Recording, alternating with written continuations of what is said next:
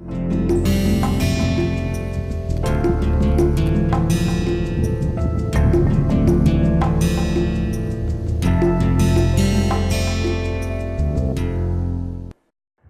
so good morning again. So we have this lecture number 31 today of phase equilibria. We'll just first recap the last lecture, and then so what we have done is we looked at the phase diagrams and corresponding microstructures.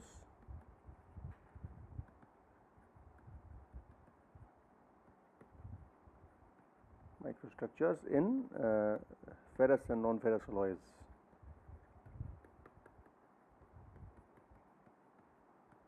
So we looked at, in ferrous alloys we looked at mainly steel and cast iron. These are two alloys from the perspective of engineering applications, very important. And then we, non-ferrous alloys category, we looked at aluminum, zinc, which is brass.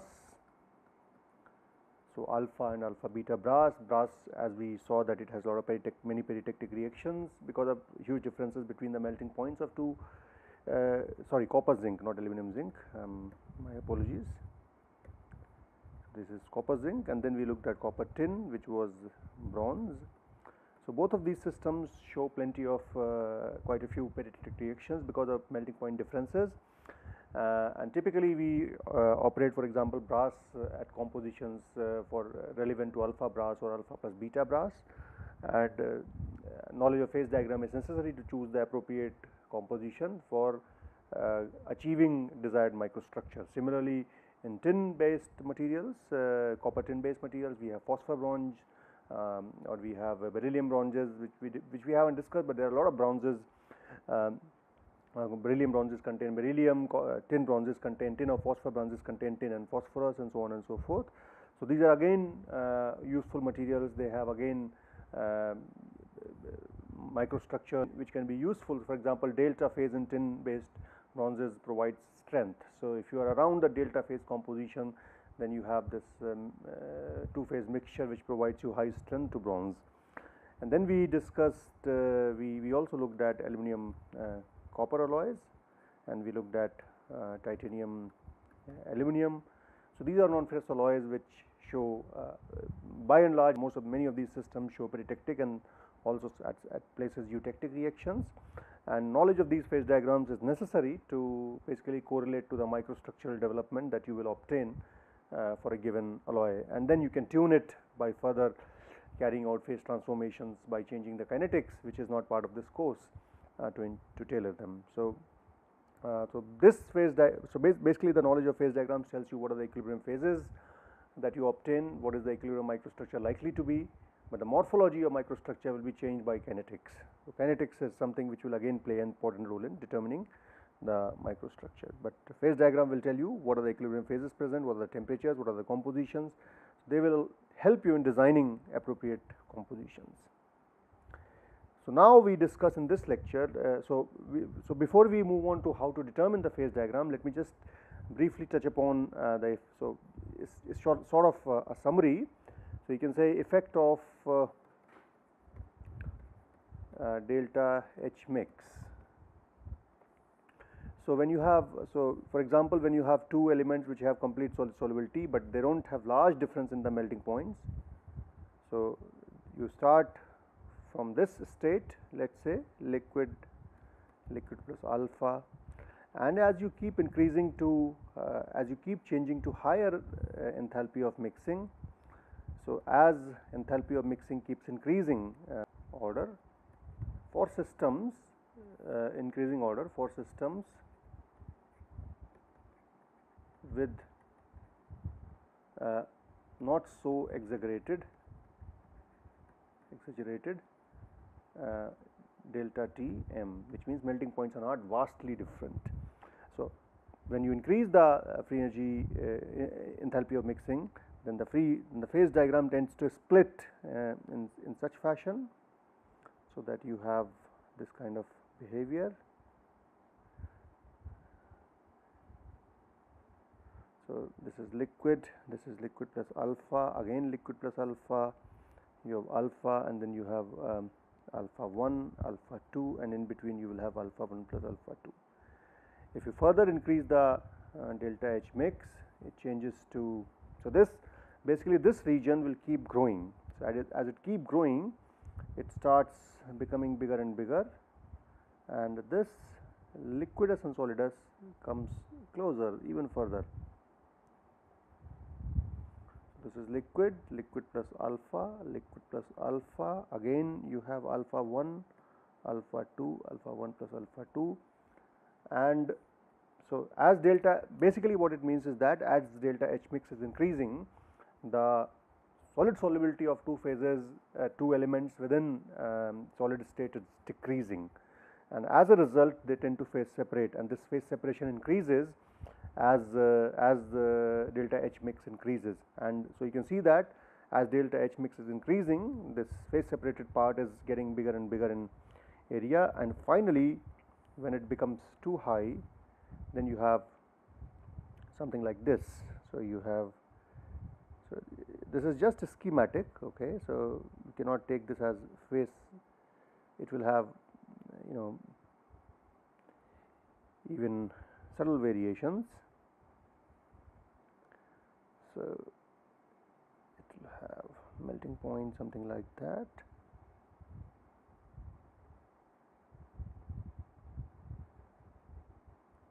Okay, so the two phase region would have been like this, but it has merged with the liquidus and solidus. As a result, you have liquid, liquid plus alpha 1, liquid plus alpha 2, this is alpha 1, this is alpha 2, and then you have alpha 1 plus alpha. So eventually this isomorphous phase diagram goes through this kind of solid state region at lower temperatures, phase separation at lower temperatures, and then eventually it converts into a eutectic phase diagram. When the temperature difference is huge, then this converts into you know, the peritectic kind of system. So when delta Tm is large, then you know, you start from this kind of system. So you have substantial difference between the melting points, let's say, okay. So this is temperature, this is X, B, this is liquid plus alpha, alpha, and as you increase delta H mix, this tends to again show similar behavior. So you have this kind of system L plus alpha, alpha 1, alpha 2, alpha 1 plus alpha 2, and axes remain the same. So I'm not drawing labeling the axis, and eventually it turns to something like this as delta H mix further increases. So it appears something like this: liquid, liquid plus alpha 1 and alpha 2, and then you have alpha 1, alpha 1 plus alpha 2, and then alpha 2. And then finally when it increases, delta H mix increases even further. So this is basically increase in delta H mix, and which is greater than 0, okay. So essentially what you have is you have this part being as if, you know, so what you are going to have is something like this.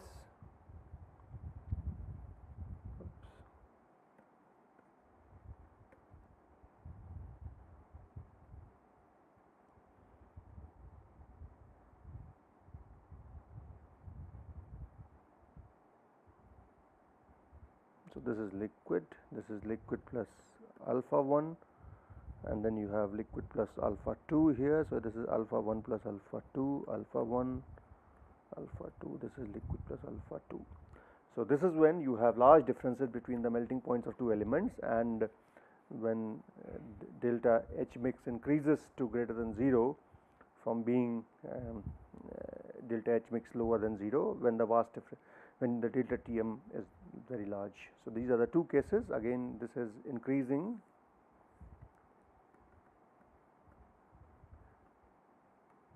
delta H mix. So, obviously for this case delta H mix is negative, and then it increases further to becoming positive. So, this is the evolution of phase diagram that happens in, so it's sort of it gives you better understanding of how do phase diagrams evolve, or as to what is the effect of various parameters on phase diagrams, what is expected when delta H mix is larger and delta T m is large. So, this completes basically the discussion of binary phase diagrams. What kind of phase diagram? So, what we had learnt is basically thermodynamic basis of phase diagrams, regular solutions, ideal solutions, and real solutions, and then we looked at the effect of delta H of change in the enthalpy of mixing and change in entropy of mixing, and then change in free energy of mixing. The sum of the balance of these balance of delta H and delta S gives you certain stable free energy composition diagram, and from those you can determine the phase diagrams. And we looked at variety of phase diagrams like eutectic, isomorphous, pretectic, and so on and so forth. And we also looked at various alloy systems. Now what we are going to determine is, so the first thing is how to determine these phase diagrams. So what we are going to see here is how to experimentally determine the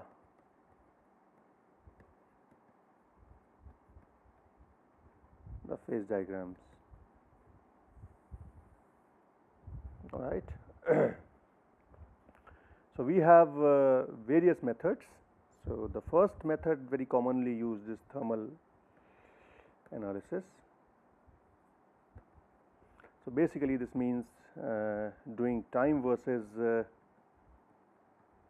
temperature measurements.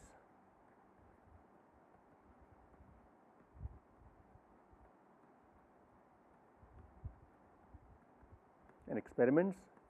Second technique which is commonly used is microscopic examination, and examination of microstructure is basically microscopic examination means examination of the microstructure using appropriate techniques such as optical microscopy,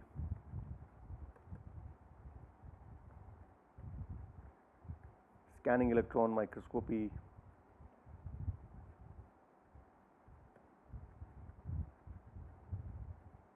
and this is also associated with the compositional analysis, of course,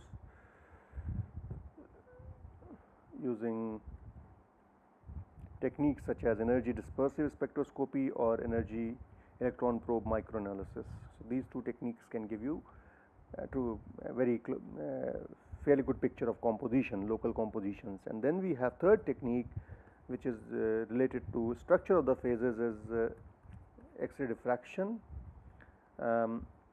While SEM and optical and scanning electron microscope can tell you qualitatively about the differences in the phases, the exact differences between the structure of the phases can be found using X-ray diffraction.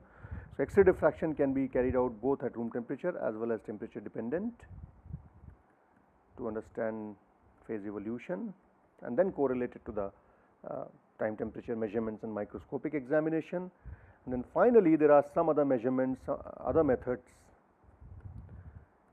which are also useful, especially in solid state. So these are, for example, dilatometry, which basically relies on change in the volume or dimensions, and then change in electrical resistivity,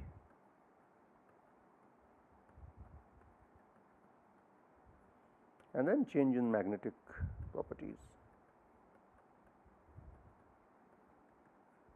So these are three methods which we generally use to analyze the phase. These are a few methods that we use to analyze the evolution of phase diagrams, how the phase diagram can be determined. So let's first look at how we determine determination of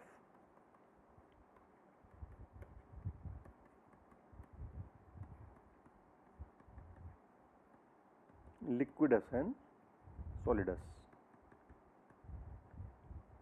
Okay, so basically we are looking at a phase diagram like an isomorphous phase diagram. So basically what it uses is something called as use of cooling curves.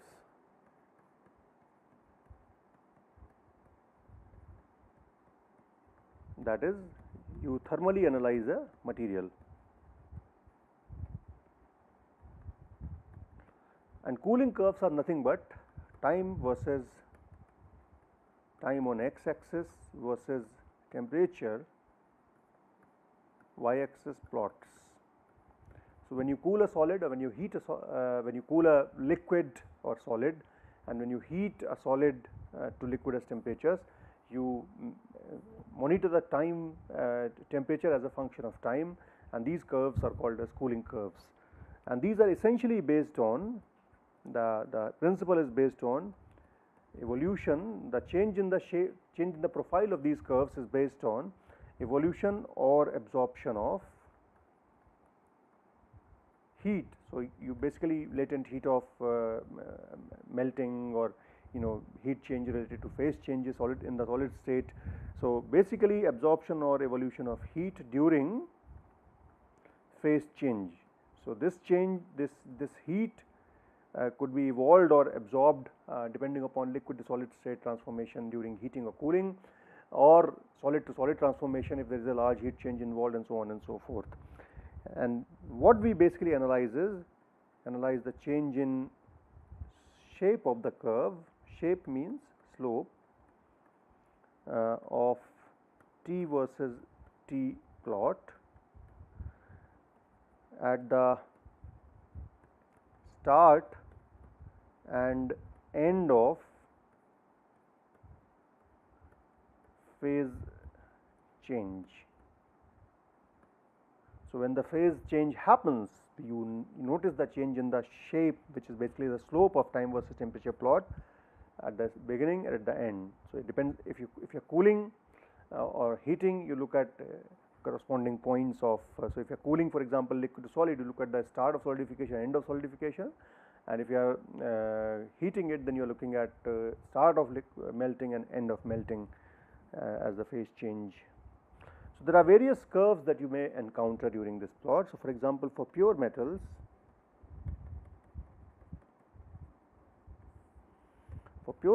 you might have a plot like this.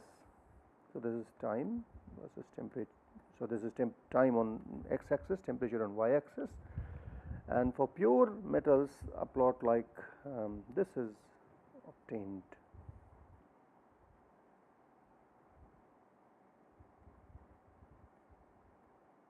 When you do not have any so this flat region basically is the signature of solidification. So, in this state, so at high temperature it is in liquid state, at low temperature it is in solid state, and at the melting point it is this temperature versus time plot is flat. And what this means is that basically whatever the latent heat that evolved was equal to heat that was lost during cooling to the atmosphere, to the ambient. So, this latent heat evolution is equal to heat that is lost, and that is what maintains this temperature as constant. In some cases, in case of pure metals, you might observe that you have this plot with certain degree of undercooling before it shows. So, this is what is you can say is the melting point, and this is what is degree of undercooling. So, undercooling is basically this delta T, okay. So, not this, okay, this one.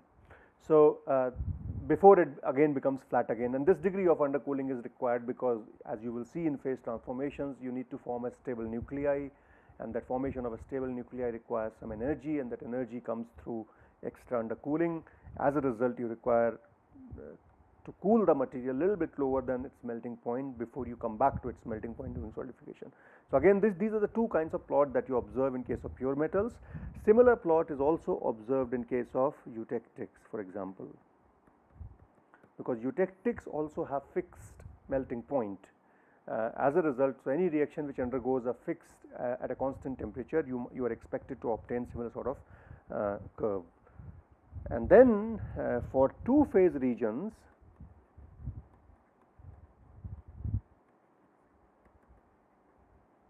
so you can say two phase region, liquid plus solid region. So if you have solid solution, for instance, okay, so if you have, in case of, this is in case of solid solutions,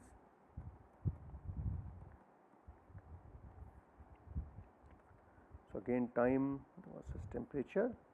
So what you obtain typically is you have this liquid which cools, and at the onset of solidification it changes its shape before it goes back to a sharper slope again. So this change, the point where the slope change begins is the TS, that is start of solidification, or you can say TL. You can say this is the basically start of solidification, means liquidus, and the point at which the solidification ends is basically according to phase diagram the solidus. So this is the solidus point, and this is for a fixed composition,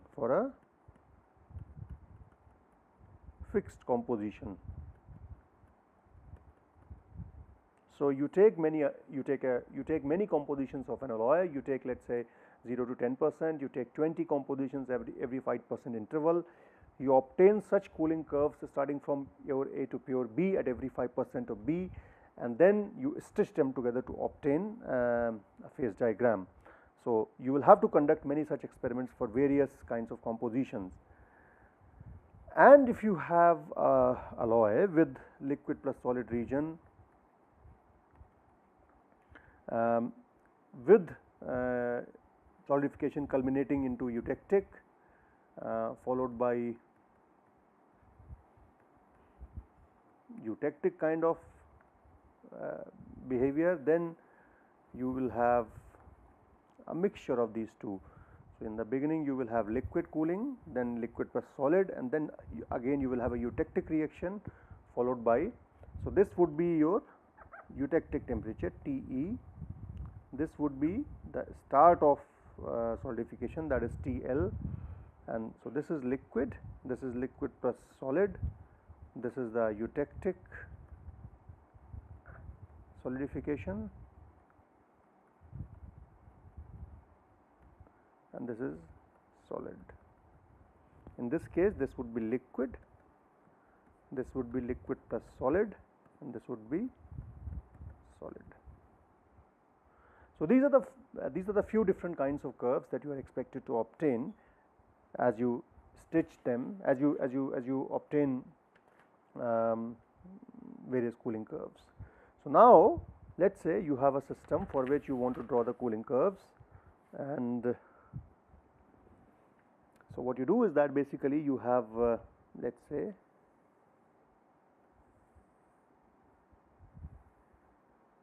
so this is A and B. Let's say we have a isomorphous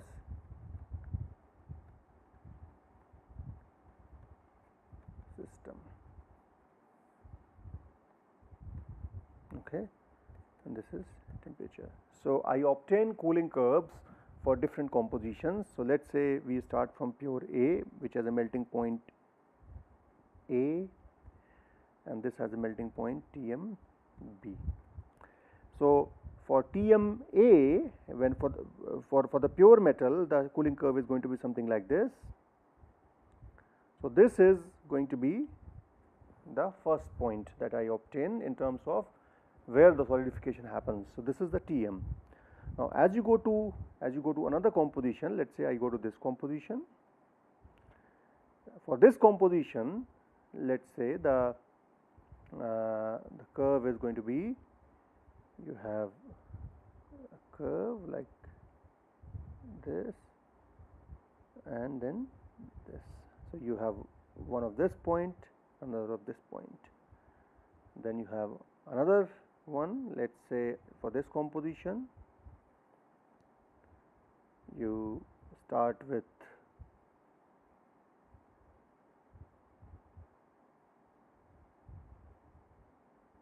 we have to be a little careful so that we don't end up going too down. So we have, so if you just join them together, so it's probably, it's gone a little too up.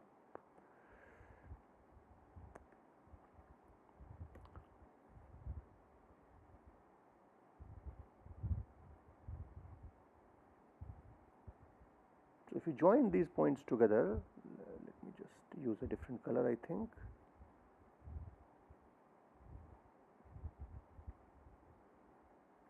If you join these points together, for example, this with this, and if you keep doing it, you will obtain something like, this. It doesn't look very neat, but this is what you are going to obtain. So, similarly, if you draw a cooling curve, it will look like this, for example. If you draw for this composition, it will look like this. If you draw for this composition, it will look like this. So, this is how you have cooling curves. So, basically, if I redraw it little better, you have this phase diagram, and cooling curves are going to look like this. Is for pure metal on both sides, and for these you are going to have something like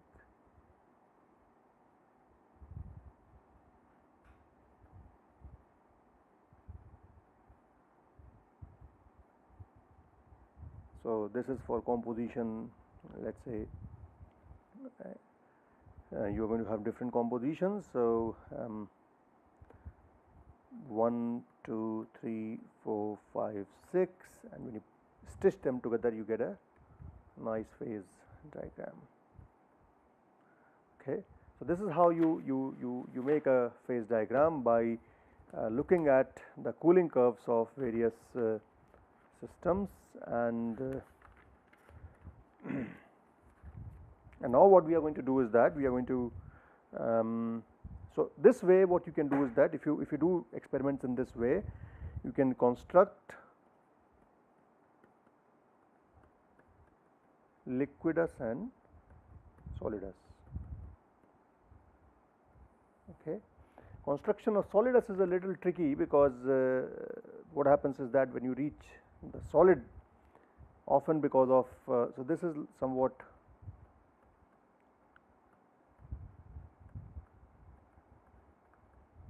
difficult because of compositional variances that occur as a result of non-equilibrium cooling.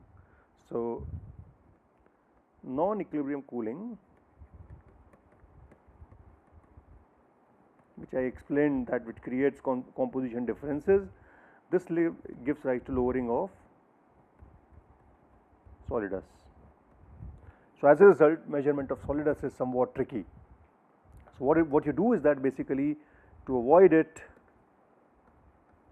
or to get better results, you do it during heating. So, heating measurements,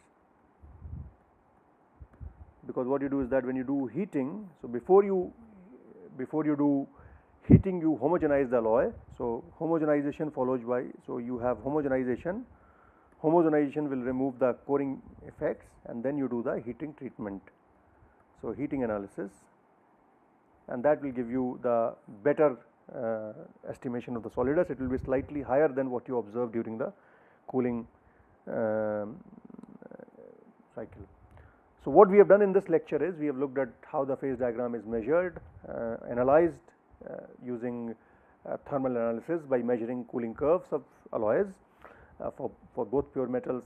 So, you have different type of cooling curves for pure metals and eutectics, and different curves for liquid and solid regions. What we will do is that we will now look at some more aspects of this measurement of phase diagrams before we move on to the next topic of ternary system. Thank you very much.